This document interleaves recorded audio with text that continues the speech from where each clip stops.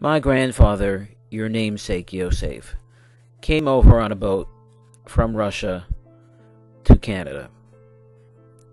At the time, there was a quota, and he was unable to go directly to New York, so he had to sneak in from Canada. He took with him very few possessions. It was impossible to leave Russia with valuables. You couldn't take money out of the country. But my grandfather, your namesake, was a very wise man. He decided to take some of his money and cash it in to buy a silver cigarette case. It's a beautiful design, and you can see the man that is the worker is protected by an angel that's hovering above him. I suspect that my grandfather, as he traveled from Russia to the United States, was protected by God. He arrived safely and never had to sell the cigarette case for money.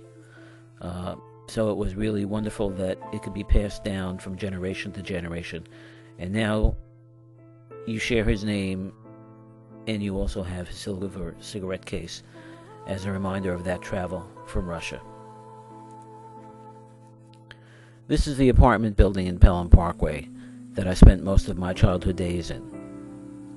We lived on the third floor, and it was terrific that my Bubby and Zeta could live on the first floor. That way, if I would come home early from school, they were there, or if I wanted to visit them and drop by just to talk or to have a nice meal, they were there to comfort me.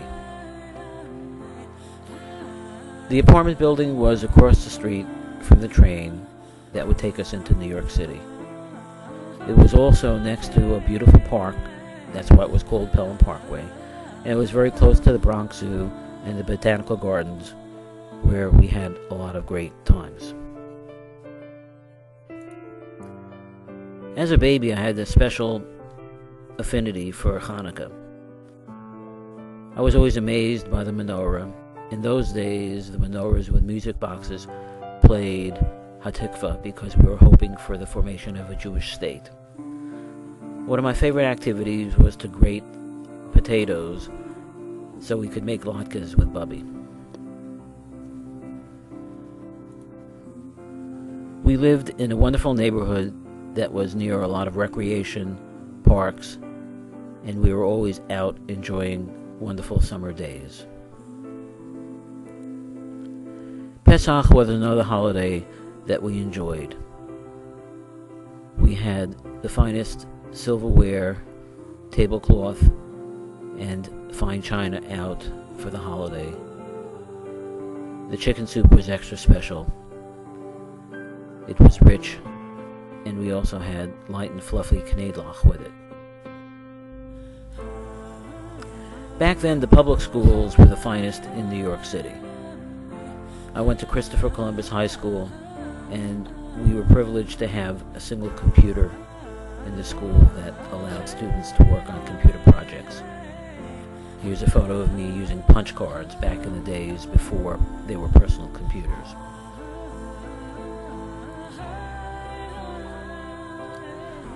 Ema was born in Queens, so we decided to look for a synagogue in Queens.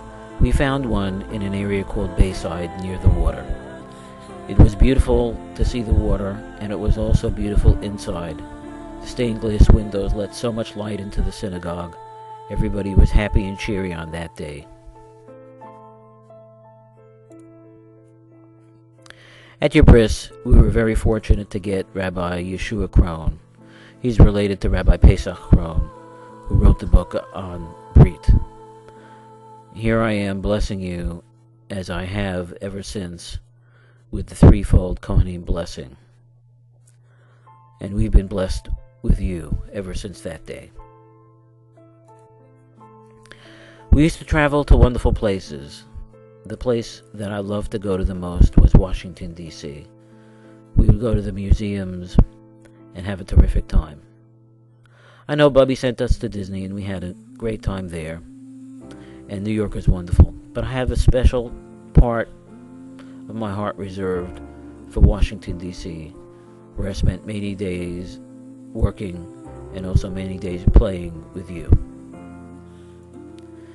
People have always asked me how many children we have, and I've said, we have a son. He's my best son. I'm very serious about that.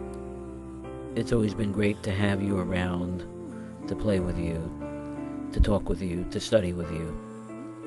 And even in those times when you're a little bit impish, like here, you've always brought happiness to the family. I think I look sort of handsome with the hat on. This is a very special moment for me when we both lit Hanukkah candles together. It reminds me of the wonderful days that I had in the Bronx with family, lighting Hanukkah menorahs.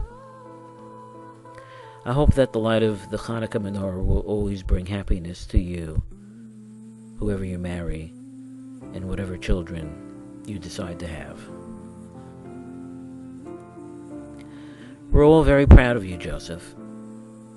You've done well scholastically, you've done well Judaically, you've done well academically.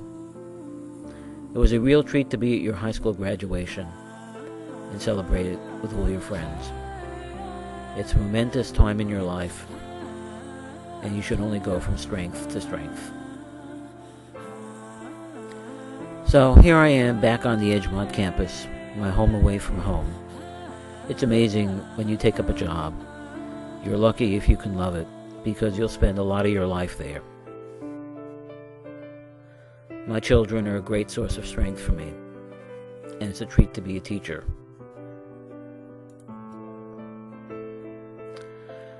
I was proud in 2005 that I received tenure from the school. That meant that I had truly become a master teacher that the school considered fantastic. And here we are in my classroom, D13, at the end of another school year.